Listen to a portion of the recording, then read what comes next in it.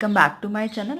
आज के टॉपिक में हम लोग देखेंगे कि हम किसी ईआर डायग्राम को किस तरीके से टेबल की फॉर्म में कन्वर्ट कर सकते हैं, टेबल की फॉर्म में रिप्रेजेंट कर सकते हैं अपनी ईआर डायग्राम को। तो हमारे पास ऑलरेडी कुछ 7 रूल्स लिखे हुए हैं, तो हम वन बाय वन की स्टडी करेंगे और फिर एट द एंड हम एक ईआर डायग्राम को टेबल की फॉर्म में कन्वर्ट भी करेंगे। तो एक छोटी सी चीज़ हम ये जान लेते हैं कि जो हमारा ये एंटिटी है और ये एट्रीब्यूट्स होते हैं हमारे ईआर डायग्राम में। तो जो हमारी एंटिटी होगी तो वो हम टेबल का नाम उसको दे सकते हैं, और जबकि जो एट्रीब्यूट है वो हमारे टेबल के एट्रीब्यूट रिप्रेजेंट करेंगे। तो वन बाय वन देखते हैं। हमारा रूल 1 क्या कहता है? For strong entity set with only simple attribute, कोई एक स्ट्रॉन्ग एंटिटी हमारे साथ, उसके साथ सिंपल एट्रीब्यूट अगर शो हो रहे हैं, तो सबसे पहली चीज़ क्या है कि उसमें हमें सिंगल टेबल की ज़रूरत पड़ेगी उनको रिप्रेजेंट करने के लिए। तो ये चीज़ बहुत इंपॉर्टेंट है, हर एक पॉइंट में ये जान लेना कि किस रूल में कितनी टेबल हम लोग देख रहे हैं। तो यहाँ पे सिंपल एट्रीब्यूट की बात हो रही है किसी एंटिटी सेट के साथ, तो यहाँ पे हमें चाहिए एक single table, only 1 table are required. Okay, 1 table are required. तो किस तरीके से रिप्रेजेंट करेंगे हम, और जो हमारी प्राइमरी की होगी वो हमारा की एट्रीब्यूट होगा हमारी टेबल का। तो ये हमारी टेबल की फॉर्म में इसको रिप्रेजेंट करेंगे। First is roll number, roll number हमारा प्राइमरी की है तो हम इसको की एट्रीब्यूट प्राइमरी की इसको बना देंगे। Second is name and gender, ये हमारी टेबल हो गई। और इसका स्कीमा अगर हमें लिखना हो तो स्कीमा क्या होगा? स्टूडेंट, रोल नंबर, ये हमारी प्राइमरी की है, नेम और जेंडर।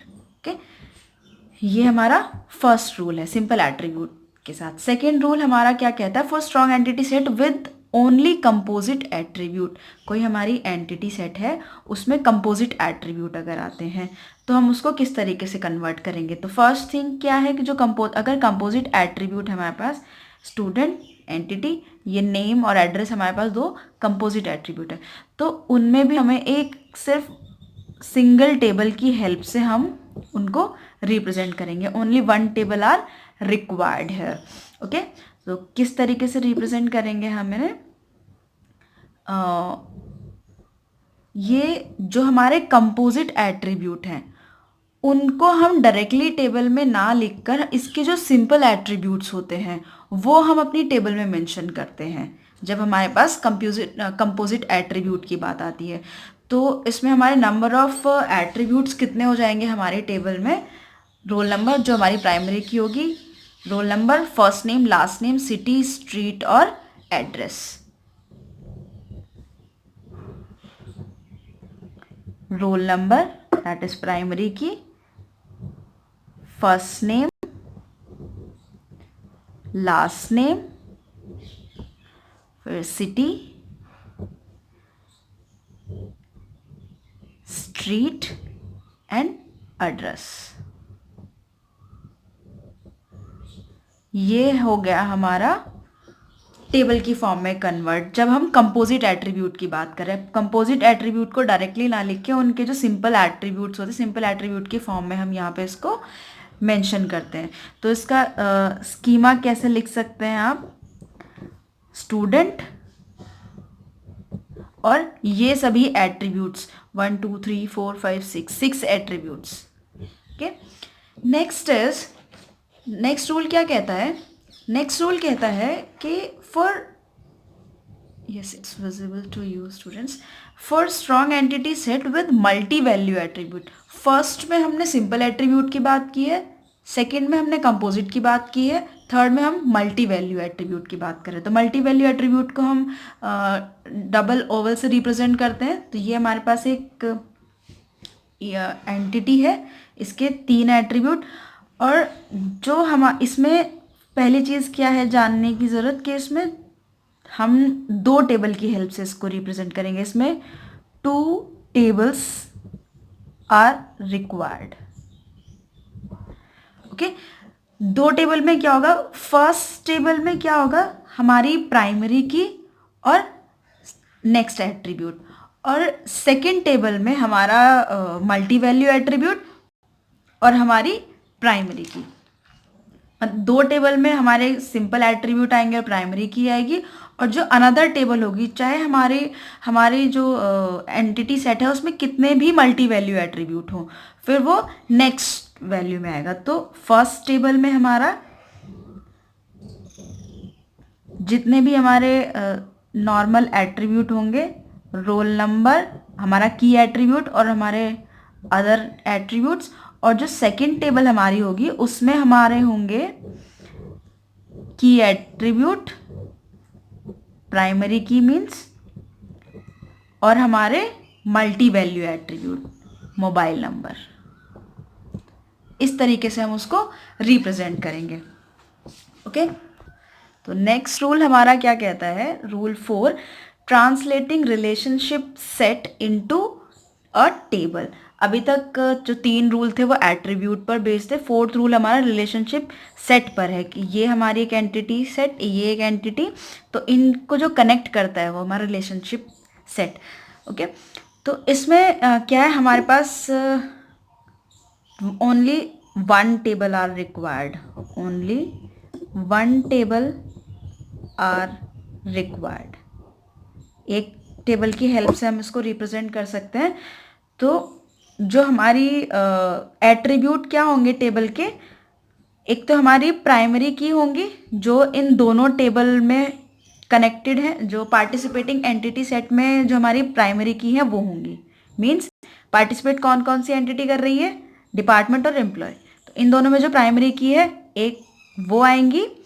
और सेकंड, ये जो हमारा रिलेशनशिप सेट है इसका अगर खुद का कोई एट्रीब्यूट है तो वो आएगा, और बहुत कम ही होते हैं।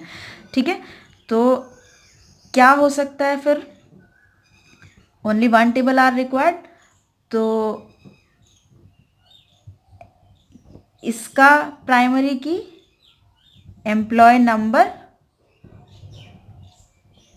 फिर जो हमारा रिलेशनशिप सेट है सिंस, उसका एट्रीब्यूट, और जो भी दो पार्टिसिपेटिंग एंटिटी हैं उनके प्राइमरी कीज या प्राइम एट्रीब्यूट और डिपार्टमेंट आईडी। तो ये हो गया हमारा एक रिलेशन, और नाम क्या होगा इसका, वर्क्स इन। ओके, तो स्कीमा क्या लिख सकते हैं हम इसका, schema will be works in E number, since और डिपार्टमेंट आईडी, और ये भी हमारी प्राइमरी की है, ये प्राइमरी की, ये भी प्राइमरी की, ये हमारा स्कीमा हुआ। और अभी तो हमने बात की कि सिर्फ इस रिलेशनशिप सेट के बेस पे हमें एक टेबल की ज़रूरत है और वो हमने बना दी है। अगर हम इस पूरे ईआर मॉडल की बात करें तो यहाँ पे ओवरऑल ईआर डायग्राम में, तो यहाँ पे 3 टेबल हमारी बनेंगी। 3 टेबल कैसे बनेंगी, अगर हम सिर्फ इसको देखें, इसको हटा के अगर सिर्फ इसकी बात करें तो ये सिंपल एट्रीब्यूट है, इसके साथ एक टेबल यहाँ पे बन जाएगी रूल 1 के अकॉर्डिंग। रूल 1 के अकॉर्डिंग एक टेबल ये बनेगी और इसके अकॉर्डिंग ये थर्ड टेबल। तो फर्स्ट टेबल हमारी होगी एम्प्लॉय। अगर हम इस ओवरऑल की बात करें, अभी सिर्फ हम रूल 4 में सिर्फ हम रिलेशनशिप सेट की बात कर रहे थे। सेकंड हमारी बनेगी डिपार्टमेंट, और थर्ड हमारी बनेगी works in. Okay, so what is the next rule, next rule क्या कहता है, next rule, rule 5, for binary relationship with cardinality ratio. Cardinalities हमने पढ़ी थी प्रीवियस, जिसमें 1 to 1, 1 to many, many to 1, many to many relationship maintain होती है दो एंटिटीज़ के बीच में, तो उन्हीं पर ये बेस है। और इसमें रूल 5 में हमारे पास 4 केसेस होते हैं इन्हीं के बेस पे। तो केस 1 क्या कहता है हमारा, केस 1 कहता है कि binary relationship with cardinality ratio m ratio n, मतलब मैनी टू मैनी अगर उसमें रिलेशनशिप मेंटेन हो रहा है तो क्या होगा, तो इसमें टोटल नंबर ऑफ टेबल हमारी बनेंगी 3 table are required.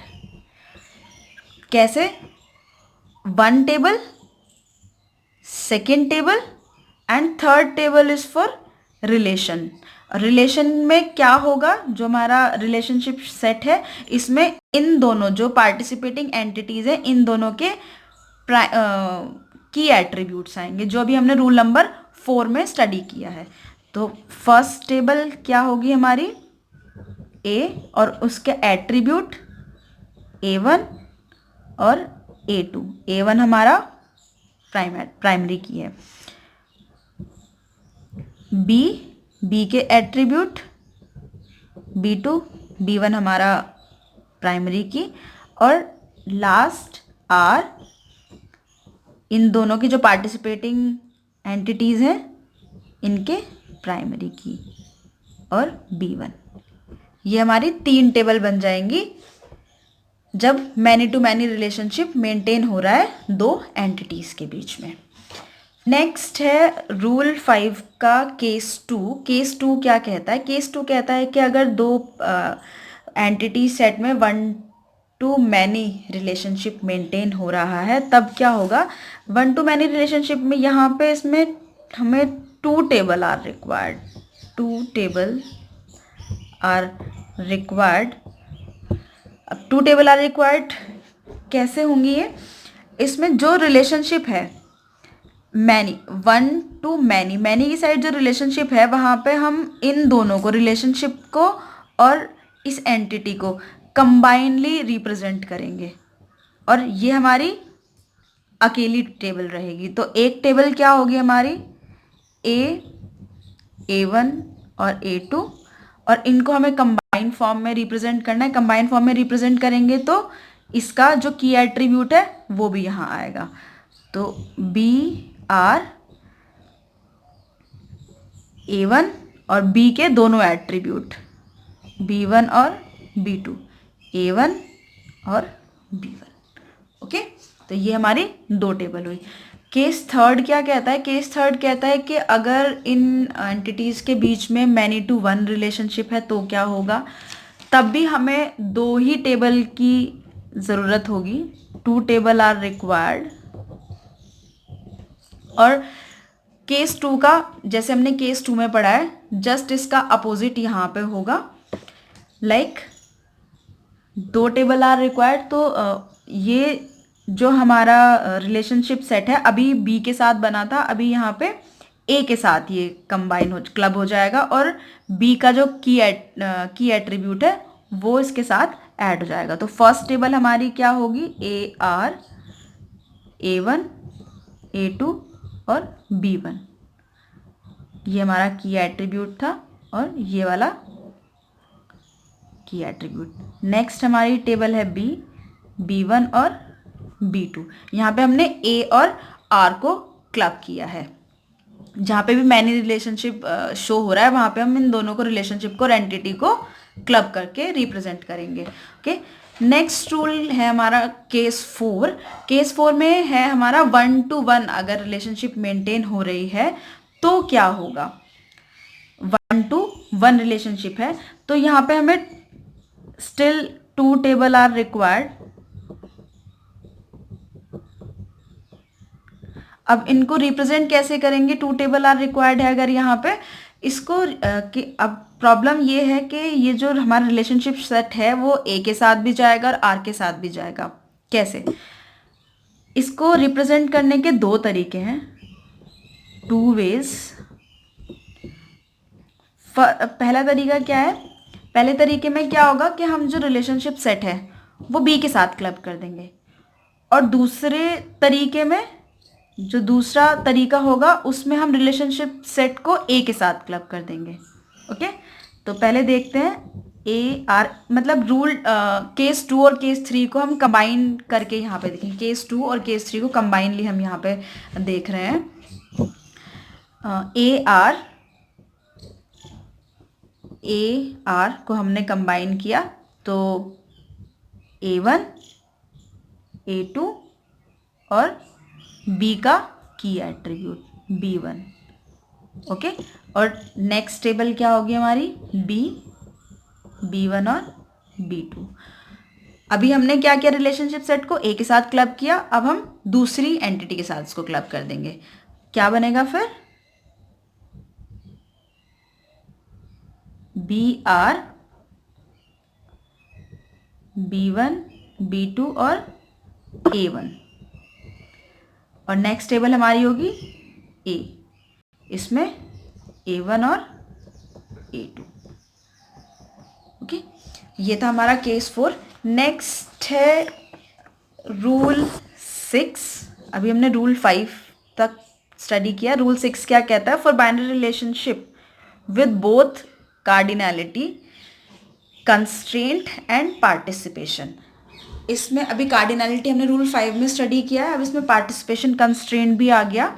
Participation constraint में 2 केस है हमारे पास, रूल 6 में 2 केस हैं। इसमें क्या है कि जो हमारी एंटिटी है उसका वन साइड से पार्टिसिपेशन हो रहा है, कंप्लीट पार्टिसिपेशन या टोटल पार्टिसिपेशन जिसे बोलते हैं, और दूसरे रूल में क्या है कि जो हमारी एंटिटी है उसका टोटल पार्टिसिपेशन हो रहा है from both the side. Okay, तो केस 1 क्या है, for binary relationship with cardinality constraint and total participation constraint from one side.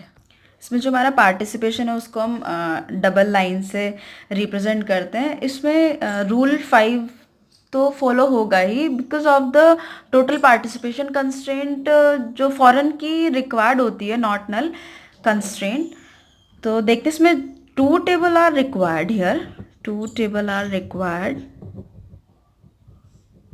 तो फर्स्ट टेबल क्या होगी हमारी, फर्स्ट टेबल होगी हमारी A2, ये हमारा की एट्रीब्यूट, और इन दोनों को हम कंबाइनली प्रेजेंट करेंगे BR, जिसमें हमारे एट्रीब्यूट होंगे B2। A1 हमारा की एट्रीब्यूट है, फिर B1 हमारा की एट्रीब्यूट है, और B का B2। ये हमारी 2 टेबल हो गई। फिर केस 2 क्या कहता है कि इसमें जो टोटल पार्टिसिपेशन है वो दोनों साइड से होगा। इसमें हमारे पास कितनी, सिर्फ हम सिंगल टेबल से इसको रिप्रेजेंट कर सकते हैं, only single table are required. कैसे, इसमें क्या करेंगे, there is a key constraint from both the side of an entity set with total participation. यहाँ पे सिर्फ एक टेबल की ज़रूरत होगी, और उसमें क्या होगा कि जो हमारा A, R और B और इनके सारे एट्रीब्यूट्स उसमें आ जाएंगे। ओके, A, R, B, और A के भी सारे एट्रीब्यूट और B के भी सारे एट्रीब्यूट, क्योंकि इनका टोटल पार्टिसिपेशन हो रहा है दोनों तरफ से, और जबकि यहाँ पे सिर्फ एक साइड से इनका पार्टिसिपेशन हो रहा था, इसलिए हमने एक साइड के एट्रीब्यूट उसमें कलेक्ट किए थे। तो A1, A2, B1, B2, A1 और B1 हमारे की एट्रीब्यूट्स हैं। नेक्स्ट है हमारा रूल 7। रूल 7 क्या कहता है, for binary relationship with weak entity set. अब यहाँ पे बात आ गई है एक term, weak entity. Weak entity set always appear in association with identifying relationship with the total participation constraint. तो इसमें क्या होगा, हमारा 2 टेबल आर रिक्वायर्ड है, 2 टेबल आर रिक्वायर्ड। तो फर्स्ट टेबल में क्या होगा हमारा A1 और A2, और सेकेंड टेबल हमारी क्या होगी, A1, B1 और B2। जो हमने प्रीवियसली रूल पढ़े हैं 6 रूल तक, कुछ ज़्यादा डिफरेंस नहीं है, बस हमें ध्यान में रखना है कि जहाँ पे वीक एंटिटी आ रही है, टोटल पार्टिसिपेशन आ रहा है, या कौन सा एट्रीब्यूट यूज़ हो रहा है, तो हमें कितनी नंबर ऑफ टेबल्स की ज़रूरत होगी, उस चीज़ का बस हमें खास ध्यान रखना है। अब एक प्रॉब्लम सॉल्व करते हैं। ये एक ER डायग्राम है, इसमें हमें minimum number of tables find करनी है। ओके, तो क्या कह सकते हैं, हम इसको 2 पार्ट्स में देख सकते हैं ER डायग्राम को। अगर हम इस पार्ट को देखें सिर्फ, तो अभी रूल 7 में जो हमने पढ़ा है सेम वही हमारे पास बना हुआ है। ओके, और ये हमने अभी प्रीवियस में पढ़ा है रूल, जो हमने रूल 5 में, आई एम सॉरी, रूल 6 में जो केस 2 हमने पढ़ा था वहाँ पे ये है। तो इसके अकॉर्डिंग हमारी टेबल क्या हो सकती है, इसको अगर हम देखें प्रीवियसली रूल के अकॉर्डिंग, ये हमारा रूल क्या कहता है कि ये आई एम सॉरी, ये केस 1 हमारा क्या कहता है, यहाँ पे 2 टेबल्स हमारी बनेंगी। तो एक हमने क्या किया था, एट्रीब्यूट लिया था और एक रिलेशन के साथ कंबाइन कर दिया था। तो जो हमारा m एट्रीब्यूट है वो हमारा कंबाइन हो जाएगा इस रिलेशन के साथ। तो एक टेबल क्या बनेगी हमारी, mr1, और इसमें एट्रीब्यूट आएंगे m1, m2, m3 और p1 इसका की एट्रीब्यूट। ओके, और दूसरी टेबल हमारी क्या बनेगी, p, जो कि इसमें आएंगे p1 एंड p2। p1 हमारा की एट्रीब्यूट है। अब इसकी अगर हम बात करें तो देखेंगे कि ये जो हमारी टेबल है सेम इसकी तरह दिखाई दे रही है। तो यहाँ पे क्या होगा, इसके तो सिर्फ यही वाला हमारे पास टेबल आ जाएगी, p और ये दोनों एट्रीब्यूट। तो ये कॉमन टेबल हो गई हमारी, तो ये एक रहेगी। अब इसकी अगर हम बात करें तो n और रिलेशन क्लब हो जाएंगे, तो nr2 और यहाँ का एक की एलिमेंट। तो यहाँ के एट्रीब्यूट्स क्या होंगे, n1, n2 और p1। तो ये था हमारा एग्जाम्पल। अब नेक्स्ट, ये कुछ आपके लिए प्रॉब्लम्स हैं जो आपको सॉल्व करनी है रूल्स के बेस पे। प्रॉब्लम 1 जिसमें 3 एट्रीब्यूट हैं और 3 ही रिलेशनशिप है उनके बीच में। प्रॉब्लम 2 में 1 2 3 4 एंटिटीज़ हैं और 5 इनके बीच में रिलेशनशिप है। और प्रॉब्लम 3 में सिर्फ 3 एंटिटीज़ हैं और 2 उनके बीच में रिलेशनशिप है। तो ये आपको सॉल्व करके असाइनमेंट सबमिट कराना है। Thank you student.